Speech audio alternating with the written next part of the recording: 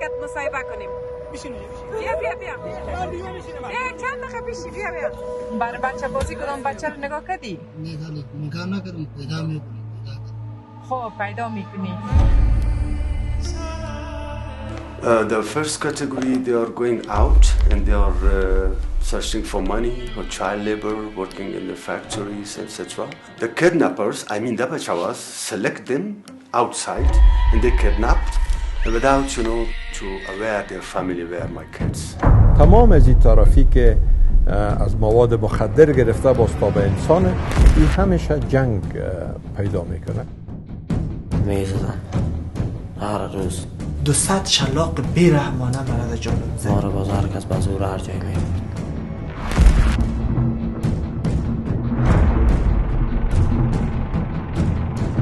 برگشتم که نمیتونیم. کدام وقت کدام بچه نگاه کردی پیشت؟ زیاد از نی سرد کرده زیاد.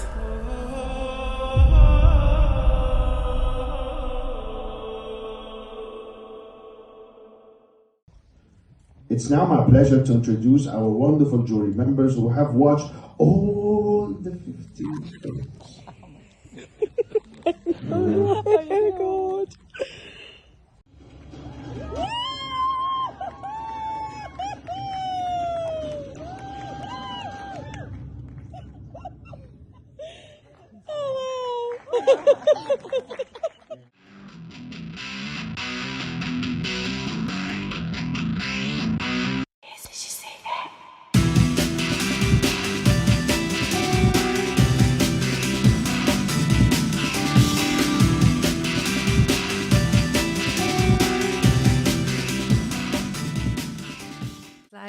If you look at the West, like London, let's look at London, UK example, you see homeless all over the place, right? At night, especially. Yeah.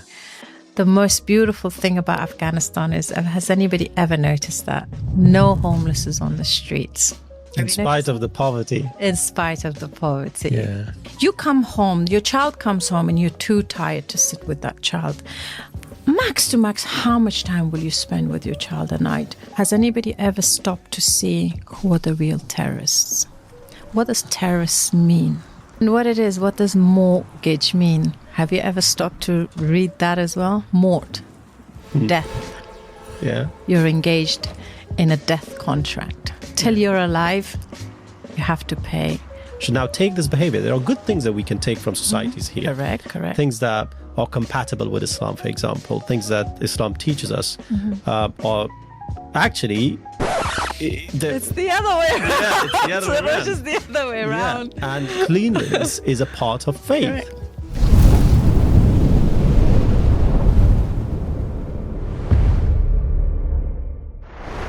Hey everyone, welcome to Raw Talk. We're sitting in our beautiful studio once again to bring you a dose of Raw Talk. And this is not possible. It could never have happened without the guests that, agreed to come on my show. And I really would like to thank all of them. Some stories aren't just about people. They're about whole cultures carried inside one single person. And today's episode is exactly that. We're talking about a person who was born in Mazar-e-Sharif, Afghanistan, and raised in London. She lived between two worlds her entire life. She's acted in Bollywood movies, been very active in British cinema, and she has shared moments with presidents and global icons. But what makes her story interesting and sets her apart from the others is not the red carpets, but the fact that she's managed to keep that Afghan heartbeat. Thank you very much for coming, Najia. Wow, thank you. Salam to everybody. I've never had that kind of introduction. Whoa, I feel good. Yeah, it's a bit difficult for me to sit across from a director. Come on. And say words. No, come on. You're phenomenal. I've seen your podcast. You are really doing a good job. I'm so proud of you because, in our community, I have seen some work and I'm always saying we have so much more talent. Why are we not using it? So thank you for making this podcast so good. Thanks for those beautiful words. It really does encourage me to go father as well. Oh, definitely, you shouldn't stop. Yeah, thanks. So how was your journey today? Well, journey from home here? Quite interesting because, well, the car key broke. Oh, So I was panicking. And then I just took the bus, which was very easy. I didn't know buses were so easy. So yeah, I was all right. Yeah, public transport is very good in London. So yes, most of the time, but sometimes you just never know. And I don't like giving control over to, other people or like depending on public transport because you know your timing. And especially somebody like me, I just want things done fast, So then you just wait for the bus and it just irritates you. So, but it's okay. It was good. Nice. Okay. It's really nice to see you again after a very long time. Yes, very long time, Sarosh John, extremely. I was following you. Stalking me. Yeah.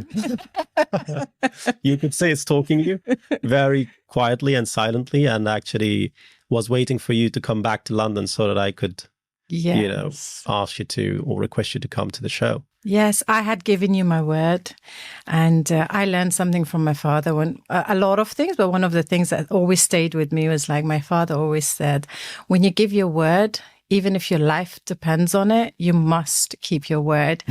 And honestly speaking, I was like, oh, God, I've got to call him. I had a very short window in London. And luckily, the other night, I bumped into your wife. I was like, thank God you're here because let's just call him now. So I'm happy that I did not shortfall on my word. You've shared moments with presidents. I saw a picture of yours, a photo of yours with Bill Clinton. Correct. Prince Andrew. Correct. And Prince Albert of Monaco. Yes. Let's just drop some names. And you shared a stage with Shah Rukh Khan once as well. Oopsie daisy. Did you? Go there. Yes, I have. Tell the viewers raw what that was all about. He was like, okay, what's your question? I said, I'd like to be an entertainer like you. He's like, oh, take your parents, dua parents, like prayers and so on and so on. I said, well, I've done that. I'm still not where you are. He goes, what do you want? I said, I want to stand where you are standing. And he's like, oh, that's very easy. I said, what? He said, well, come on stage. I said, Shah Rukh, are you sure you want me on stage? He's like, yeah, of course, come on stage. I was like, okay, if I come on stage, I guarantee you'll be off stage. I said, will you be able to handle that? He thought I was just joking. Anyway, so I go on stage. And then he was like, at that time, Dard Disco was very, very famous. The song, from, I can't remember the new movie's name right now. So he said, can you dance? I said, no, I can't dance. He goes, then how can you be an entertainer? I said, well, you've just told me you'll be my mentor. I'm sure you can teach me. He's like, okay, fine. Do this with your hand, do that with your leg. And of course, I knew how to dance, but I was just, he got under me, Yeah.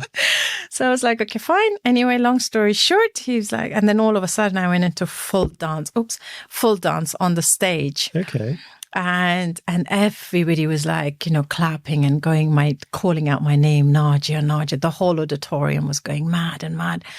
And I kept dancing. And he's like, no, oh my God, you're a brilliant dancer. Why did you say I can't dance? I said, because you're my teacher. You're the most amazing teacher. That's why I learned the dance quickly. And anyway, so I was bantering with him in a really friendly way. I calmed down by then as well. And then all of a sudden, everybody's like, Shah Rukh off stage. And I said, I'm not going to come off stage until you get off stage. And I'm going to continue dancing with this 1 song, 10 songs, 50 songs.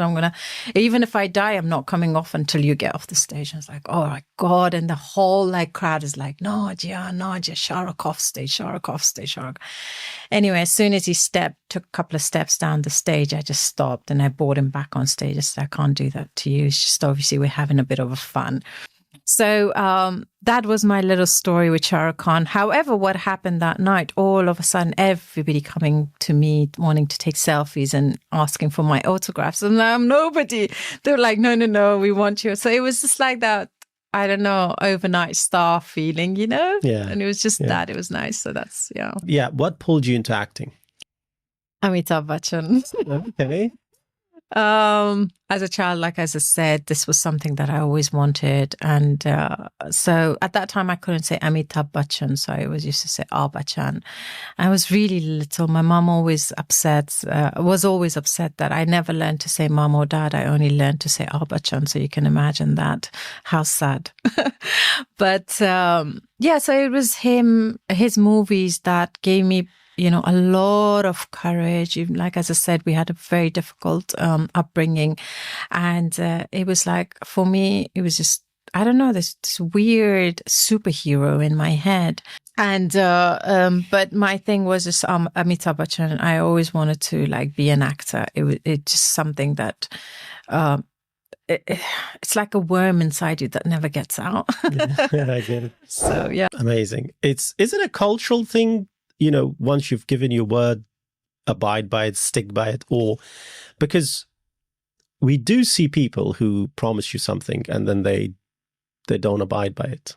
Actually, before our culture as an Afghan, because we all over the world, even when I'm going to India or anywhere else, when they talk about Afghan, there's like, oh, the Afghans who keep their word, stand by word. However, they're known as Pathans. They're known as Pathans, and that, in a way, it's a good thing. In a way, it's not, because again, we as Afghans, we have not been able to be in a position to educate people about our country and our culture. However, let's go back to the first point about keeping word.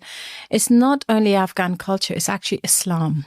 It's the words of Prophet Muhammad Sallallahu Alaihi Wasallam. So it's hadith. And if we follow those, we can never go wrong in life. So these are small things that, although we keep saying it's culture, yes, it's obviously become our culture, but it's Islam. And that's the beauty of Islam, that it teaches you such powerful things. And if you, abide by them, they are really, really, how can I say, very good for your life and the way you can lead your life, especially our Prophet Muhammad Sallallahu Alaihi Wasallam's words. So, Sunnah.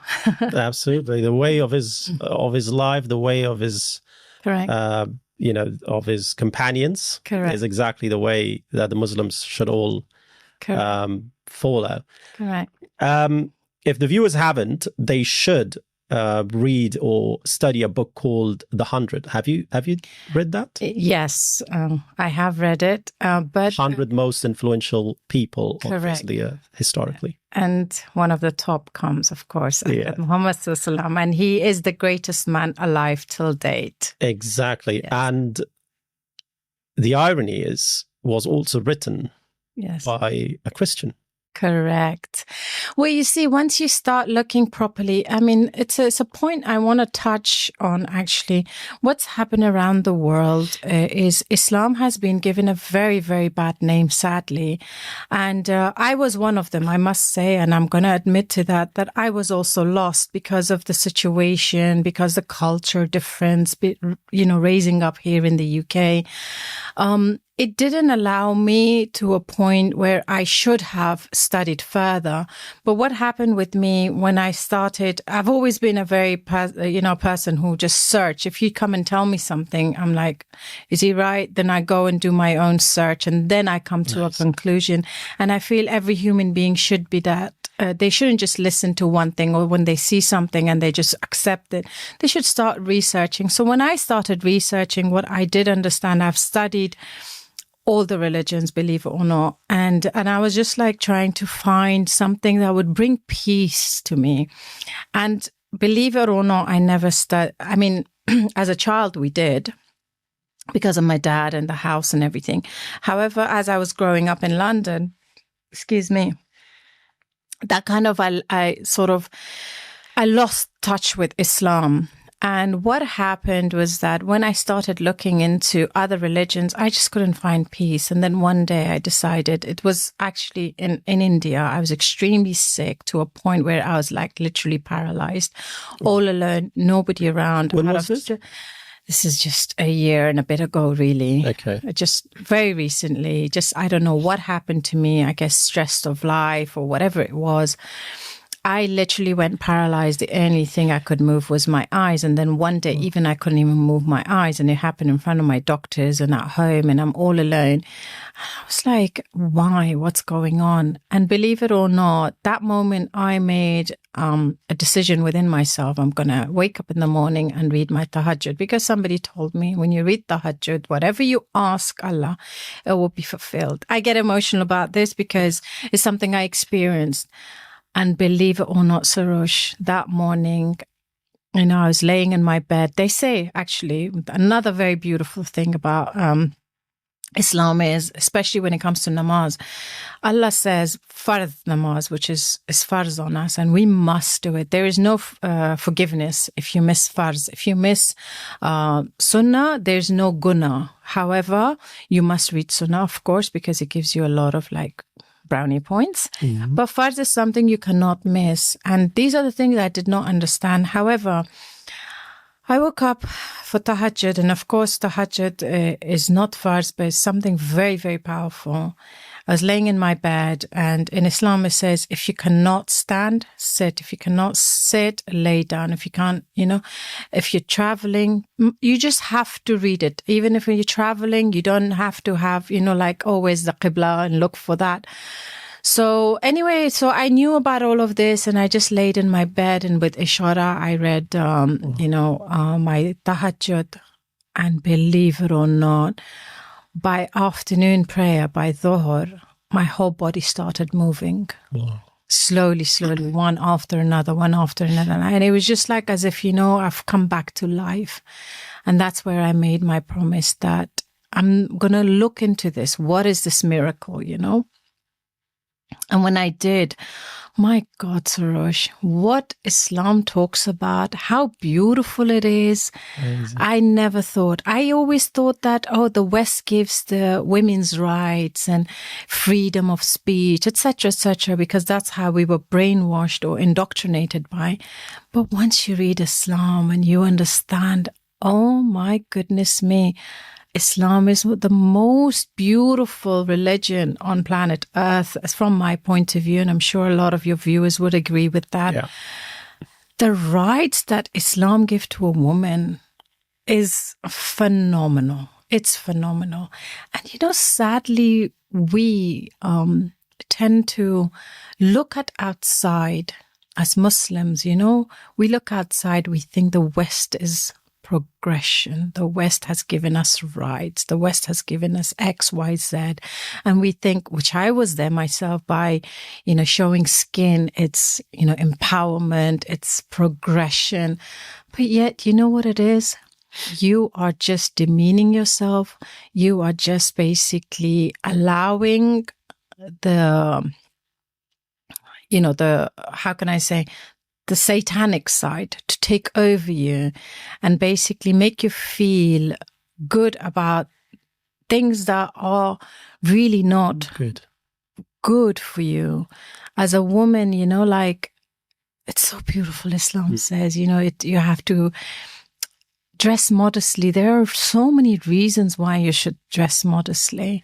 And I'm saying to you time and time again, I was the person who was in that wrong. And the moment I have learned all of this, I've learned that dressing modestly gives you so much more power. Because you know what it is? It's it's mine, belongs to me. You cannot look at it. You cannot touch it. And it makes you so, so valuable. It's the most expensive. You morally. Correct. And it's the most priceless diamond, and you're well, you can try, but you can't, Yeah, you're in a realm psychologically you've never been before. Correct. And it just... It's honor. You feel so empowered within yourself that you have the control of saying yes and no.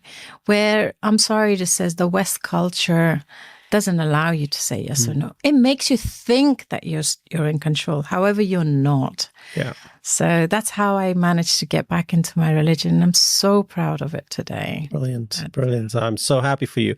And from your talks, I can actually point out a couple of things, which was, one was the information. So you said, if somebody tells you something, you just don't believe it, but you go do a research, and then if that turns out to be correct, you believe. Correct. And that's what the Quran also says, that Correct. check up an information before you pass it on. Correct. So this actually shows that if you stick by this principle, you will never spread and disseminate wrong information. Correct. Misconceptions would be eradicated, Correct. literally. And so that's very important. And another thing is, you talked about tahajjud, Correct. which is a kind of supplementary prayer, Correct. which is done just before dawn, I think. Is that the last three three quarters of the night.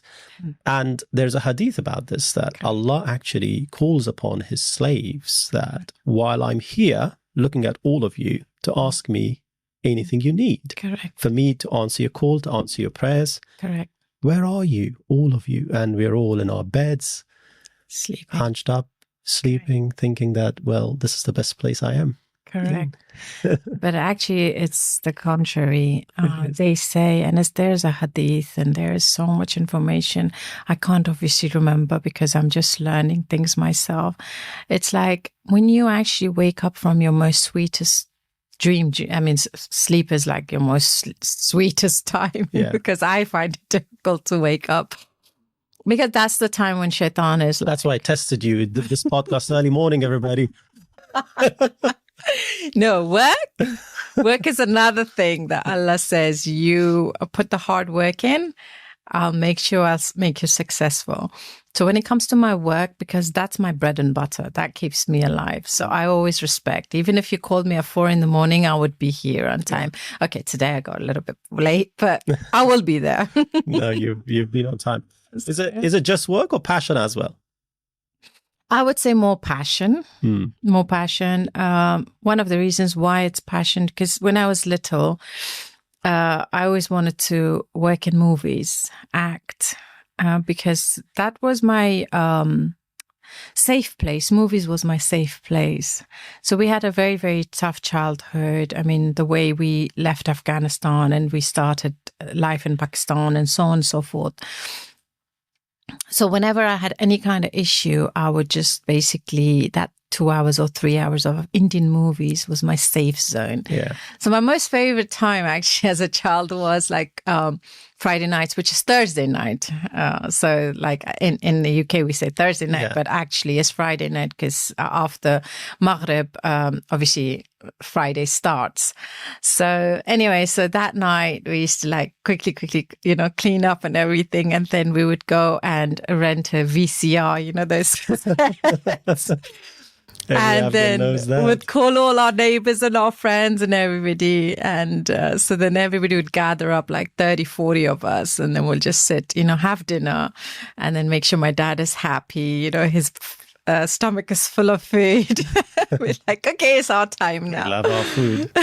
Afghan food, and my dad loved food. And then so we used to like hire minimum 8 movies for that weekend or 10. And one after another. And we used to like bet who will be able to watch these movies one after another without sleeping. And whoever slept, we used to like basically get like punished. It was a joke. It was. How many movies are we talking? Well, we're talking between 8 and 10. In one night? No, not in one night. It was over 2 days. Period. Oh, okay. 2 days, 2 nights. So we would sit there. I've seen people who used to do them in one night. Oh my God, that was mad. But like, but I would sleep and I used to get most of the beats from my friends. Yeah. But that was the most fun. Anyway, so that was my scapegoat. And we used to look forward to that a lot. Yeah, excellent. Going back to the first conversation we had, which was about Islam. Okay. It's getting a little bit Islamic, but why not? Why not? Why not? Especially from a woman's point of view. Yeah, it's a great thing. And I am sure that you're going to face a lot of criticism after viewers see this. 100%. Najia has changed after her recent visit to Afghanistan. Actually, I'll tell you. Oh, no. Oh, no. Funnily enough, I was thinking about this on the bus and I was speaking to my husband about this exact thing. I said, you see, all these years, Najia put so many masks on in order to survive, as a woman as a single mother. And Najia kept wearing these masks. And Najia has never shown her real self. All this, what you're hearing today, I've literally come naked, no masks on today, and pure as pure can get. Because you see, for me, it's very important that people need to see the other side of you. People have seen me as this person who's traveled the world. You know, I've been to more than 70 countries. I've, you know, like you mentioned, I have rubbed shoulders with, you know, the celebs and kings and queens and you name it, whatever, presidents, whatever. So people have always seen me as that glamorous individual, as carefree, as, you know, somebody like, not somebody who's into her religion or into her culture. But the thing is that I've always been into my culture and I've always been in my religion. But I have been, like, as I mentioned, diverted. Even in college, I used to wear a hijab. I was very much, I've always, you know, like to my brothers, to my family, to whoever, I always sit and talk about Islam and, you know, wherever I can get an opportunity. But what I would say is, like, my knowledge was very little. And that's my own fault. A lot of people, you know, like, I just want to touch this point. I know I keep talking a lot, but what the issue I have found is that we, especially Afghans, anyway, this is a human nature, actually, I would say. I wouldn't say just Afghans. The issue is that they keep saying, oh, we've been taught wrongly. We've been taught wrongly. For instance, pointing fingers at the mullahs and I don't know, X, Y, Z, or my, like, maybe parents or whoever it is. You just keep pointing fingers.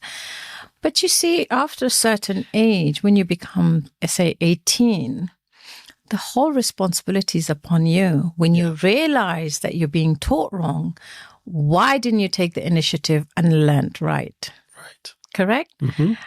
You know, and what people do, and as soon as you say this to them, and they become defensive and they start, you know, saying things that, you know, start explaining themselves. And you're like, well, you don't need to explain to me. Who am I to judge you? At the end of the day, you're going to go to your creator. You have to have answers for your creator, not me. Today you've seen me, tomorrow you're not. But you know what? That's the issue that I have found mostly around the world. And we keep saying X, Y, Z, but when are you going to look at yourself and when are you going to say, have I done it? Yeah. Have I looked within myself? Have I done the right things that I'm supposed to? Have I looked into it? And the other problem is that people talk about education. Hang on a minute. Education is simply, you know, learning to read and write. There's something above education, which is knowledge. We call it ilm. Yeah. Correct? So knowledge, when are you going to expand your knowledge about things? You've done, okay, you can read and write. Great, fabulous. You know, you're educated. What next? What next? Exactly. And we're supposed to learn every single day, like it says, Rabbi zidni ilman. Oh Allah, you know, extend or increase my knowledge. And why are we not doing that? Sure. Why are we too busy pointing fingers at everybody else? You know, so hence why that's why I began to look into myself and say, well, it's nobody else's responsibility to teach me; it's my own. So I went into it deeper and deeper. I think I diverted, but okay. No, it's brilliant. You've said such a beautiful thing, Rabbi Zidni Elman. Thank you. And I remember it reminded me of my school exams. I remember that too. Cold weather, really cold in the morning, hands shaking, and then just before we turned the paper over, the exam paper over, I would just before that say Rabbi Zidni Elman and read all du'as that I could. All prayers so that my exam would smoothly. The whole idea of I'm a careered woman, I am, you know, so-called being empowered. You come home, your child comes home and you're too tired to sit with that child. Max to max, how much time will you spend with your child a night? Max to max 1, maybe 2 if you're lucky. Yeah. Then you got to do homework. Then you got to go to sleep. And then you force them into sleep because you're exhausted and you want some free time yourself. And you're like, I'm doing the housework. I'm taking care of the children. I'm doing X, Y, Z. And then you get exhausted. And when are you going to teach your children the right things? So what happens as they grow older, then you start realizing, and then when they don't listen to you, or they shout at you, or they swear at you, like, bad friends, bad friends, bad friends. And then again, that blame game starts, right? I'm not saying that it's all women's fault. I'm not saying that. As a mother, I understand it's both parents' duty here. Yeah. So, and then you just get disappointed. Oh, my son or my daughter is like this, or my son or my daughter is like that. But hang on a minute. When did you have time to teach them? Like when they grow up. So whatever that you do as a parent, your child does that to you when they grow up.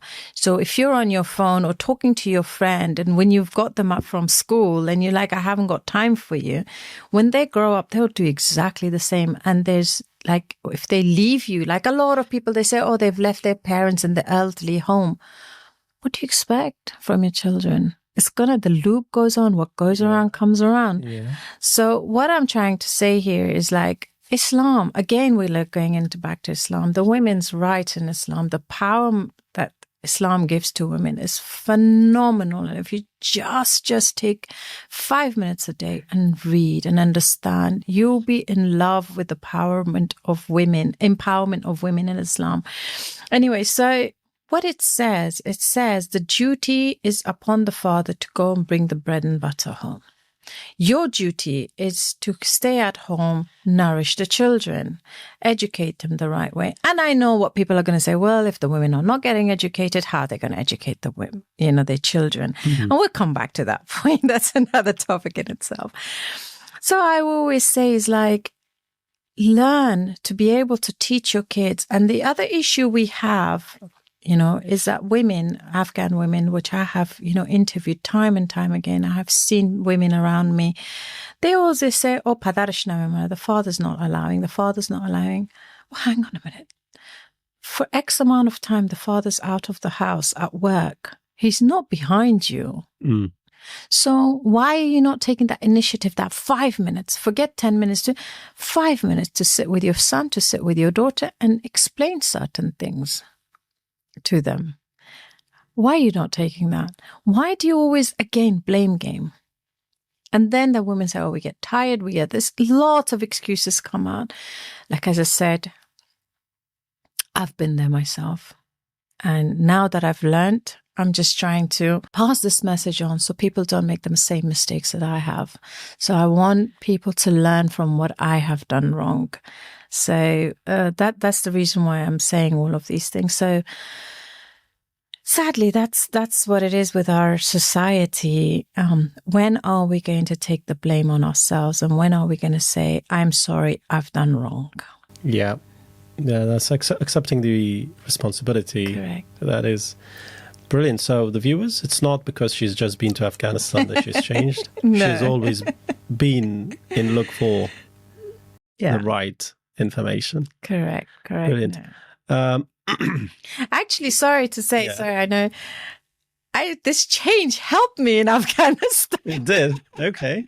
It helped me in Afghanistan when I went to meet the Taliban and interviewing them. And so all this knowledge that I had gathered all these years about Islam, it really, really helped, because when I was interviewing them, they were talking about Islam a lot. Yeah. And me sitting as a woman in front of them, you're like, if you don't know anything, then you're just like, what are you going to say to them?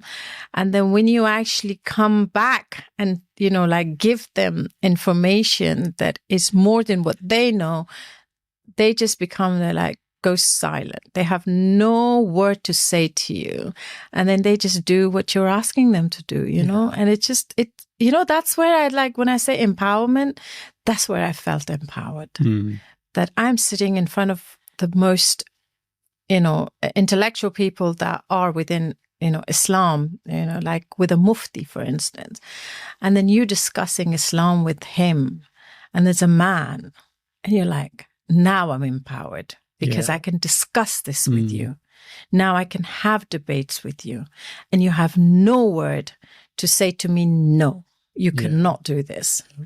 And that's something that they value. So the Islamic knowledge that they have and the religion that they believe in is something that they actually value a lot. So if you know about that topic, Correct.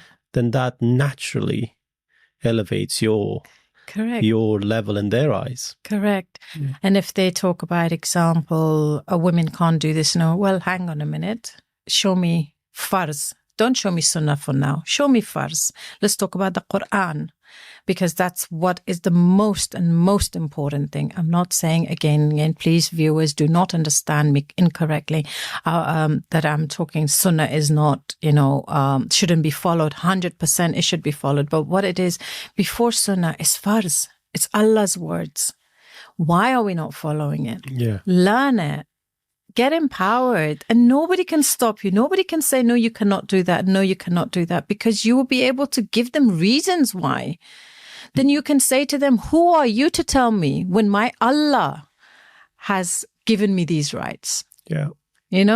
So hence why I'm always saying, learn. Please just learn. Learn Islam. Why do you think people blame the current Afghan government for the fact that people have moved away from Islam? A lot of people have already disbelieved in Islam, and I actually come across them on a daily basis. They say they are Muslim or Afghan, but in their minds they're not. They don't believe in the hidden. They don't believe in the fact that there's life after death or things like that.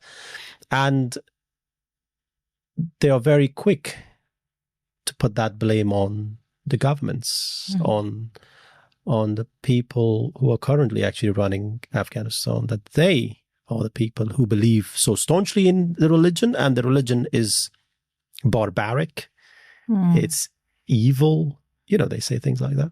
So what's your message to them?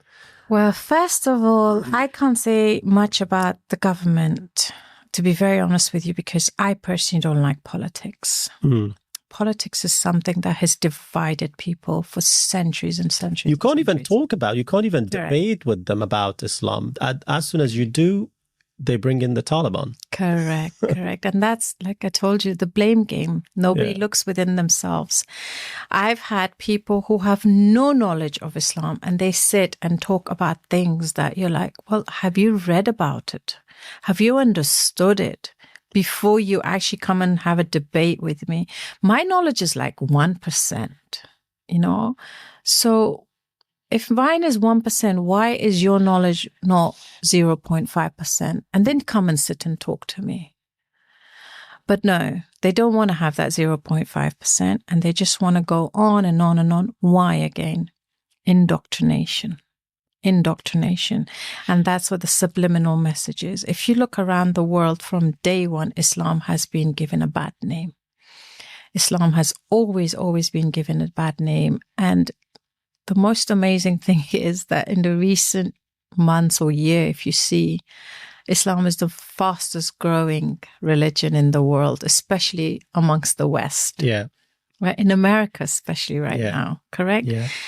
And why is it that they seem to come if Islam was so bad? Why are they, let's say it. I mean, a lot of people are going to say, oh my God, you're racist by saying it. Let's say the white community. Why are they turning into Islam? So many women, so many young generation boys who are from Sweden, who are from America, why are they turning to it? If it's so barbaric, it's so bad. Have you ever thought of that? People don't sit and think of that. They don't seem to understand that there's always two sides to the coin. They see, right? They look right in front of their feet, but they don't look at, hang on a minute, let me just lift my gaze a little bit, let me look like a few steps ahead. They don't do that. And that's the issue. They just attack you because they have no information themselves, and they are in a vulnerable place, and they are scared inside that why, I don't know. They feel small when somebody has knowledge, somebody has information, and they feel small. So hence why they start attacking. That's psychological thing of human behavior. Yeah. And in regards to the government right now, let's put it this way. Let's look at it let's dissect it in bite size, really. Okay, America came into Afghanistan saying we're coming and fighting our biggest enemy, right? Correct? 20 years, they shed, thousands and hundreds and thousands of Afghan blood in the name of, we're here to get rid of the terrorists. Has anybody ever stopped to see who are the real terrorists? What does terrorists mean? Has anybody ever stopped? Has anybody opened a dictionary? What is the definition of terrorism? Terrorism is when you cause, zulm. Fear in other people's hearts. Correct. That's one of the things of terrorism, right? And killing the innocent is one of the terrorism. Have you ever stopped to see who's killed most? I'm not saying either are right. I'm just saying stop, step back and look at the wider picture. Who are the real terrorists here? Just because if somebody stood and said, La ilaha illallah, that does not make that person a terrorist. I think they have a problem with the Arabic language because they find it very scary. As soon as there's Allahu Akbar, correct, everybody runs away because that basically, if he said that in English, everybody would be sticking around. Allah's one. Yeah. And why the West should have problem with our religion, our culture, our language? Why? Yeah. Why are they forcing us to accept their culture and their religion, X, Y, Z? Let's look at Christianity. Yeah. The atrocities that Christians have caused in the history of human beings, no other religion has. And why are we not talking about that? They talk about, example, getting married to young women, young girls. Look around the world right now. The age consent in like Mexico, for instance, go do your study, in today's world, you're allowed to marry a 9-year-old, a 12-year-old. In UK. Yeah. At the age of 12, you can have a boyfriend. What does that mean? Oh, just because he's not above 18, so therefore it's... Come on, stop. Open this brain up. How can you allow a 12-year-old to have a boyfriend, for instance, and at the age of 13, she comes home pregnant? Who's answerable to that? But nobody ever stops. But as soon as it comes about Islam, they start pointing fingers. Why? You know why? Because they fear Islam. Because they fear the freedom that it gives human beings. Like example, taxation. There is not taxation Islam. Yeah. Right? Interest, let's put it this way, correct? Yeah. Interest. You're working your backside off throughout the month. And then you're basically in need of loan. You go and take loan out. And all you're doing throughout your life, paying credit cards off, paying mortgages off, paying this off, when are you going to ever breathe and live? Islam doesn't allow that. No, because it's an unfair system. Correct. It's a product, a message to all the mortgage advisors from a finance professional. It's a product that is created by the banks to profit the banks. It's not for the general public. Yeah. It's not for you and not for me. Correct. And what does mortgage mean? Have you ever stopped to read that as well? Mort, death. Yeah. You're engaged in a death contract. Till you're alive, you have to pay. And when you're dead, what does it happen? That's Where does it go? I never looked it up that way. I do sometimes think about words and how they are built, how they're created. I didn't come across this one, so I'll look it up. Anything to do with the banking system, you're chained. You're changed. You're changed throughout your life. You're changed. But if you look at the top businessmen, if you go and ask them, how do you make your money? They'll tell you they use the bank's money, like they reverse the whole thing for their own freedom. So why are we not doing as Muslims? And when we are allowed to do that, we're allowed to do that. Why are we not doing it? Why are we just always think that the West has better ideas just because they package it so well? And they sell it so well to you. And you're like, oh yeah, that's shiny, so that's gold. So let me run after that. But then when you go near it, it's nothing. It's just painted in gold. Why are we not opening our minds up it's one of those things. Even like when I said to my son as he was growing up, I was like, always, first of all, you have no right to judge because you're just a human being and Allah's the only one person that judges. So get that idea out of your head that you can judge another human being. And the other thing I always say, like, every story has two sides, like a coin. Turn it around, see it from the other perspective as well. Just sometimes put yourself in that person's shoes and say, okay, whether if that shoe fits you, is it tight? Does it bite? What is it? Then give your opinion. Still not your judgment, your opinion, you know? So all of these things really, really matter, how you see life. And if you do not open your eyes, how are you going to see things? When we were studying finance, in finance management, we had a paper. A chapter of that paper talked about Islamic finance. And so everybody talks about finance during the day, throughout the month. It's absolutely going normal. But as soon as we get to this chapter, the Islamic finance, and a lot of our classmates from China, from the rest of the world, elsewhere, a lot of them never came across such a thing. And they were like, what? Mm-hmm. The only religion that actually even has a system of finance is Islam. Correct. Islamic finance. And they were like, they were thinking about musharaka and sukuk and all of these financial instruments. And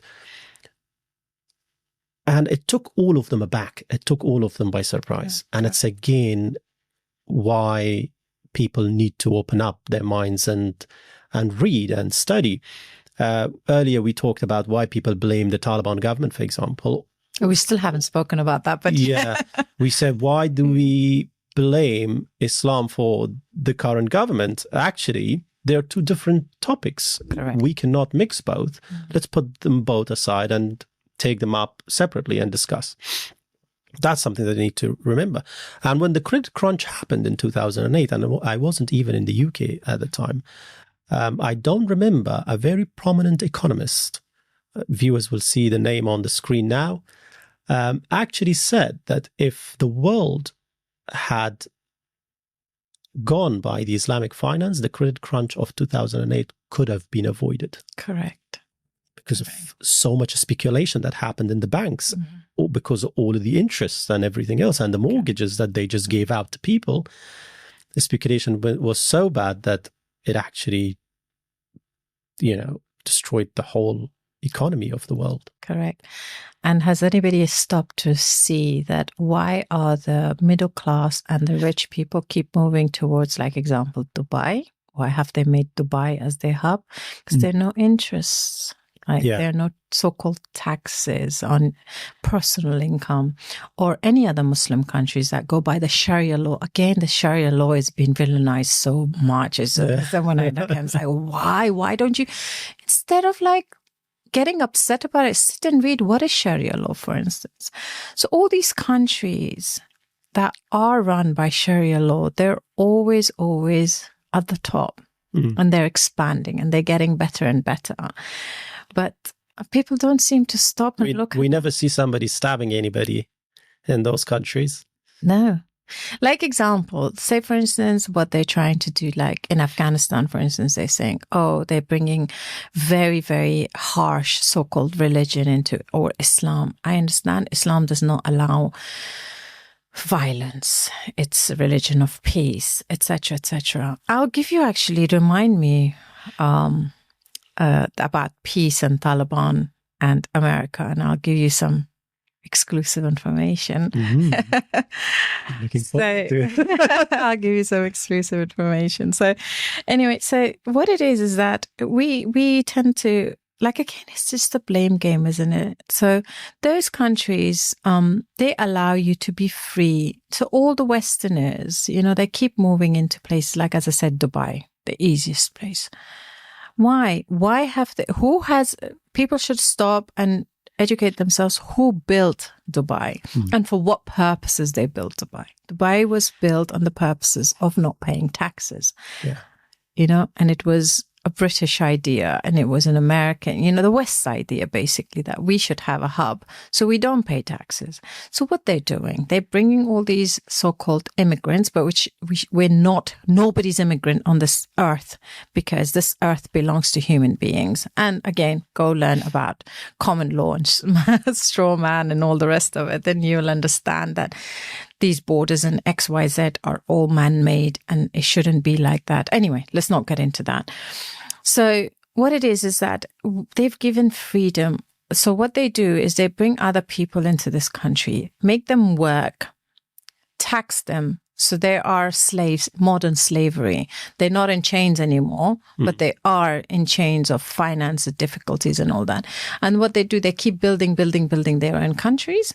And we, like idiots, follow, in the name of safety, we come here instead of coming together as one and making our own societies and our own countries safe.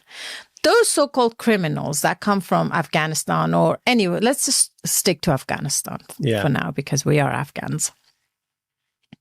They come to this country, they follow all the rules. Oh, I can't park here because I'm going to get a ticket. Oh, I must pay my taxes. Oh, I must pay my council tax. Oh, I must pay this. I must pay that. Yes, you take money from the government. Correct. No problem. However, you do everything duly. You do as you're asked. Why is it that we cannot do the same thing in our own country? Yeah. Well, what is the very problem? Big why. Why is it that when you go to Afghanistan, so-and-so is saying like this and I shouldn't do that. Oh, so-and-so is saying like that and I shouldn't do that. It was an experience of myself. A lot of people, Westerners, have gone to Afghanistan filming, whether it be during the Taliban or previously. They don't take filming permissions, for instance, and they just take their camera out and they make a film. And when somebody stops them, takes their camera, instead of saying that it's our fault, they show the cameras being moved and taken away. Sometimes I have seen it that they've set it up themselves. These are my own, things that I have seen with these own eyes and heard it from my own ears. So I hear, like they stage it up that if somebody's come and take the camera and they're making this thing that you can't film here, you can't do this, to show a little bit of spice in their, film or documentary or news or whatever it may be. If you did the same thing in the UK, are you allowed to put a tripod on the street whenever you like it? No. Are you allowed to film with a camera around London? No. Or the UK. So why do you think that you can go into Afghanistan, do not take a filming permission and go around filming and then do not face the consequences? Why is it that we accept it here and we do not accept it there? Why one rule for one for another? Yeah. And the sad part is we Afghans, we do it ourselves. We're like, Burubanish Afghanistanas. Why? Yeah. Why are we disrespecting our own people, our own country? When are we going to actually love our country?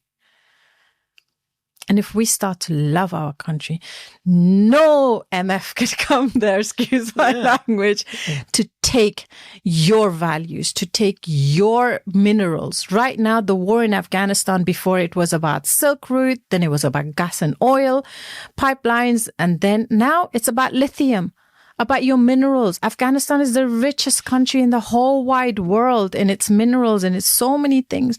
Why are we not valuing it? Why are we like running after things that are like, example, materialistic? It doesn't make sense to me. I always ask this question. Yeah. Why? I think the why is a very difficult very difficult question to answer. But I think if everybody just a little bit looked within themselves, that why can be answered. Just a little bit.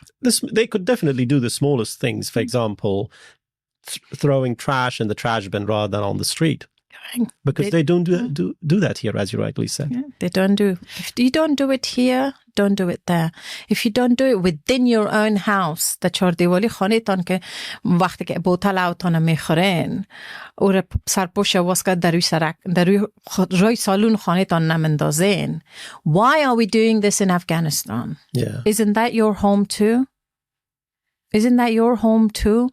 So then why are we doing it? Just because it's your so-called safe haven, your home, khane on us. So no, I have to stand up, go find a trash bin and put it in the bin. Why are we not doing it in Afghanistan? And when I was filming, my team, every 5 seconds, out of the window, the bottles or the rubbish. And I'd say, stop the van, stop the car. Wherever I was, I couldn't care less for my safety. I was like, stop. And they were like, why? I was like, reverse. Why? Then I wouldn't say anything to them. I'd just pick it up, grab a plastic bin, like plastic, and I'd keep putting all the rubbish in there. I did it once or twice and they started laughing at me. They're like, oh, she's come from England and this is what she's doing and teaching us how to live. And slowly, what happened? They dare to throw anything out of the window. Yeah. So it's just about small little things. It says that if you change one human being, if you teach or educate one human being, you have changed the whole humanity. Yeah. And why are we always thinking, oh, I want to change this and I want to change that and going big? We talk about big stuff to change. We want to change the government. Exactly. Because the government needs to fix it for us. Change yourself first. I'm going to throw rubbish on the street, but there is Sharwali, there is servants who will clean the streets. You pay council tax here. Why don't you do that? Because you're paying council tax. At least you're not paying any council tax over there. Exactly. So bloody hell, it makes my duty to throw rubbish on the street. Yeah, because they need to clean it. They need to clean it because you're paying those people to come and clean. Yeah. In Afghanistan, you don't pay those taxes. Why are you doing it? Exactly. I think it's all the mentality. It's mentality. Yeah. It's a small example. It's true. I think people who have lived here in the UK and in the West in general should now take this behavior. There are good things that we can take from societies here. Correct. Things that are compatible with Islam, for example, things that Islam teaches us, or actually... it's the other way around. Yeah, it's the other way around. It's just the other way around. Yeah. And cleanliness is a part of faith, Correct. Isn't it? So it's where half did the of faith, West... part of faith. Correct. And it encourages us to be disciplined, to be organized, to be clean. Mm-hmm. So if this is compatible with what we believe, let's take this behavior back home. Do it there, just like you did yourself, asking the driver to reverse back and pick up the bottles. They saw it. And I think they believed, they must have discussed it within themselves or mouthed it to themselves that, okay, what she's doing isn't wrong. She's trying to help the country. So let's now, from now on, she set an example. You've set an example. Correct. And now you've pioneered in something which they will believe in and hopefully tell their children. Correct. And then it just goes on. It's a domino effect, It's one after another. This is going to come all the way at the beginning of the video. I forgot to ask that you're wearing a very beautiful chapan cloak, Afghani cloak. Yep. And it suits you really well. Thank you. My design. And viewers, for some reason, we've matched in some way. So don't think we text messaged each other early in the morning. By the way, you're married and I'm married, so there's no love story going on here. Of course, yeah. Other than, love story of the being an Afghan. Exactly, yeah. The mystery woman behind the veil. Oopsie daisy. Or the obedient daughter. Which one should the woman choose? I would say obedient of Allah. That's Right. what I would say. Because whatever Allah says, you should follow. Because in Islam, there are so many things. Example, Islam, the truth, what Allah says to us. Your parents have no right to force you into marriage. And that's why I keep saying, women, learn your Sharia law, learn your rights in Afghanistan. Nobody can come and force anything upon you because you can change everything. And this is something I didn't know. So when it comes to marriage, nobody can force you. And it's haram for parents to force a daughter to get married to somebody she does not wish to or wills to marry that man. So what you're doing, you're actually taking her haqq away, because at the end of the day, when she goes and stands in front of Allah on Judgment Day, you will have no answers, because she can, if she does not forgive you, you've gone into hellfire, mate. Yeah. So listen to what she has to say to you, what she needs. It's very, very important. And the thing is, because women do not know their rights, they get thrown here and there, left, right, and center. And please, please, please, it's one of my biggest requests from my Afghan people. Do not mix culture with Islam.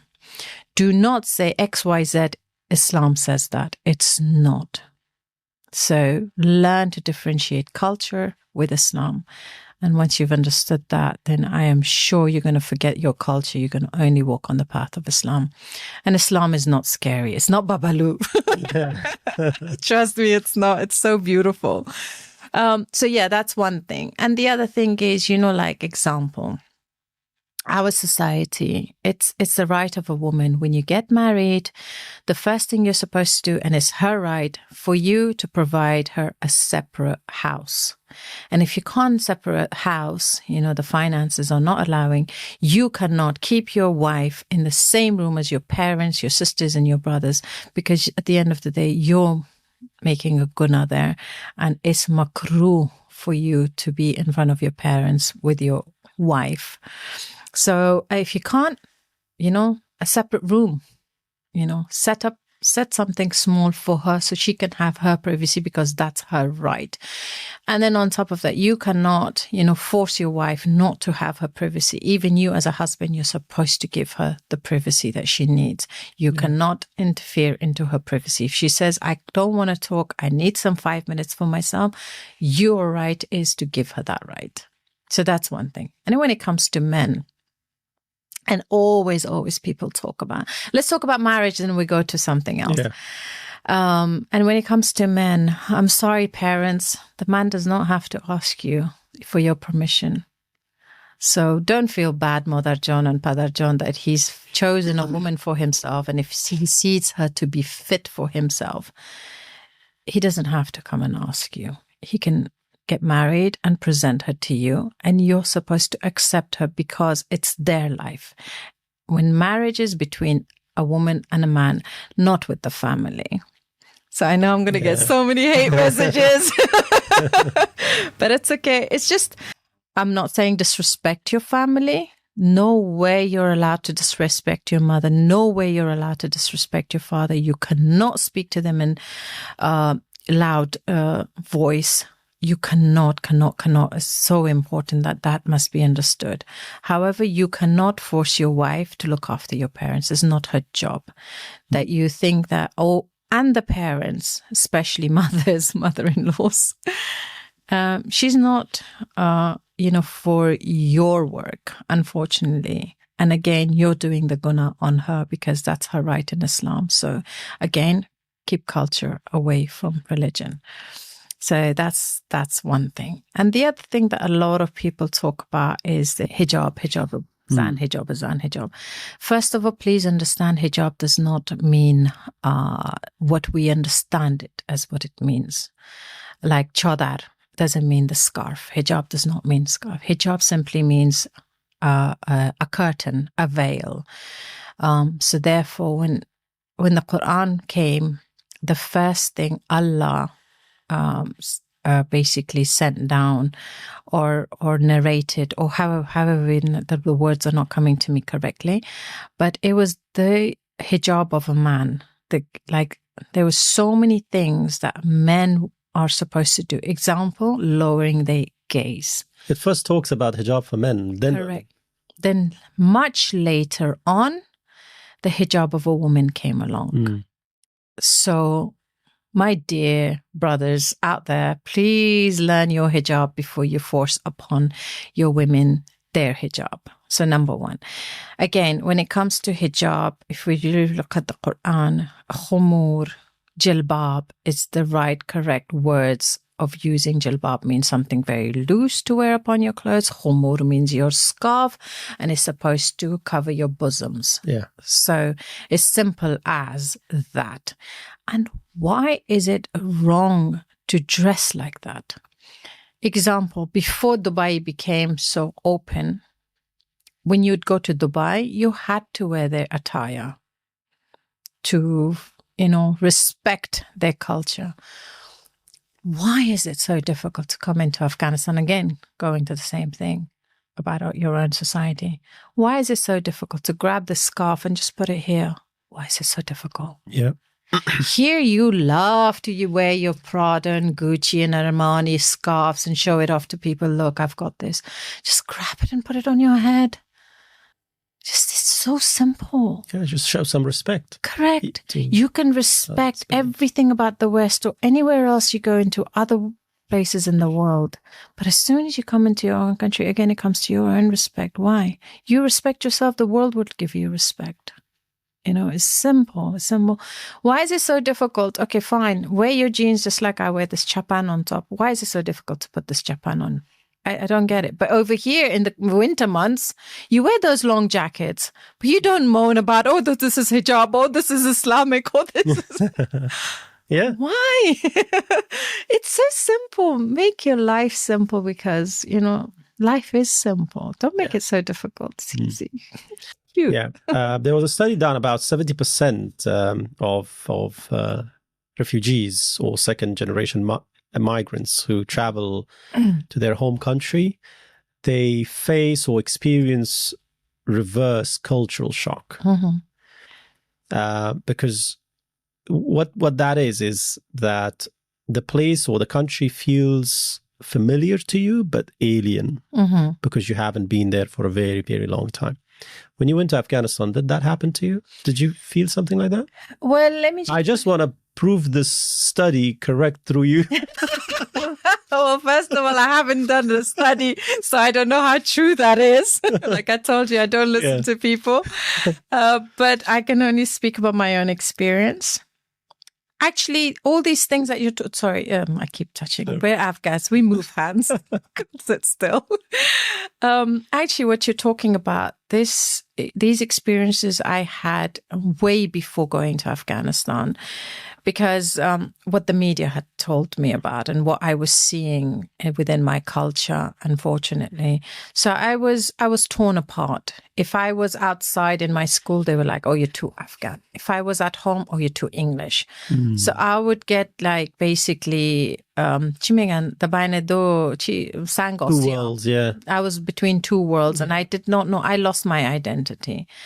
And talking of identity, let me just touch quickly. Afghanistan has lost its identity too. And I'll come back to that and remind me why I say that. So I hated my culture. I hated being called an Afghan. I hated being a Muslim. I'm telling you, I hated being a Muslim. I had so much hate because the way I was indoctrinated, the way I was told things. So like, as I said, slowly, like Allah always, if He chooses to, He will put light in your heart. And Alhamdulillah, Allah has put that light in my heart. So it was all due to the Western culture, the Western society, what I was seeing in the news, etc. So, and then what happened in 2013, it was quite funny. I was working for a company and they needed to get into Afghanistan. Long story short. So I said, okay, being an Afghan, I had, my family and everything. So I said, I can go and do the research for you and then I'll organize everything for you to come in.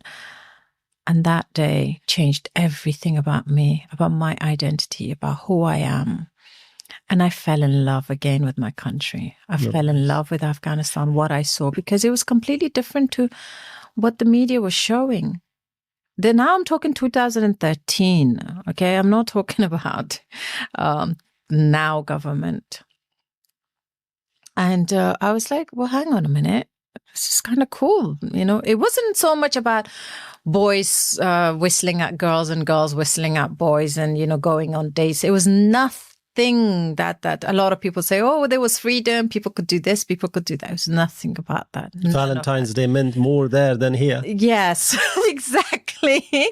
And again, Valentine's Day is a satanic ritual, which you should keep away from it. And it's not Islamic, by the way. And even Western people are staying away from it, but that's another story. Anyway, so, and it wasn't about that. It was just the warmth of our people. Doors were open. As a stranger, you can walk into anybody's house. They're not going to say, and the warmth, the way they would just like say to you, come, sit, eat with us, Dokhtaram, Bachim, the love that they gave me. I was like, oh my God, I was dying for this love. Why are we not getting this The simple meal that they have to share with you. Correct. Even if they don't have anything, they share everything. Like they give you everything. Hence why one of the biggest reasons I say the Westerners used us is because the way how nice we are. So anyway, so that just kind of like, I want this love. I want this thing. And then that's how I began to, kind of come back towards my culture. And what I learned is to be able to differentiate a lot of things, keep everything separate rather than involving everything and coming into one pot. And that's a mistake we all make, because just because one person have done bad to you does not mean that everybody's going to do that same bad to you. So I learned to do all of that and not blame somebody innocent of somebody else's wrongdoings. So that kind of made me feel like, I want to go back to my country. I want to know everything. When I came back to London, I was like, oh my God, I got to do something. I got to do something. And at that time, I was going through a very difficult time myself, because on one side, I wanted to be an actor and I wasn't able to come in front of the camera because of the culture, because of society and so on and so forth. It was nothing to do with Islam at that time or moment.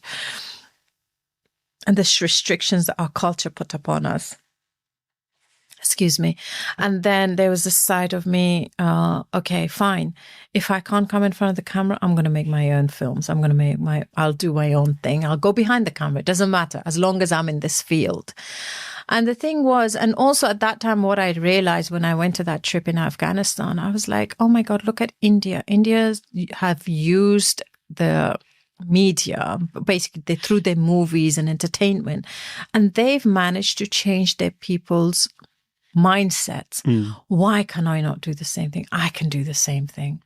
I want to do it through films and media and educate people through that and bring, So like example, in the 80s, before that, they were allowed to slap a woman. In every movie, you'd see a slapping of a woman. But now you don't see a slap of a woman because they said it's not right. And people learned, and so many people learned from it, So again, it doesn't mean that you have to change millions of people. Just change that one person, for instance. So then I just was like, okay, I got to do something. Then I went on the journey of what. And then one day I was just doing, and then I said, I'm going to make documentaries. I have to make documentaries. I have to show Afghanistan in its true essence. I want people to see how beautiful my country is, how beautiful my people are. Your documentaries don't start with gunshots and dust clouds. Some do, some don't. Right. No. My trailers do, though.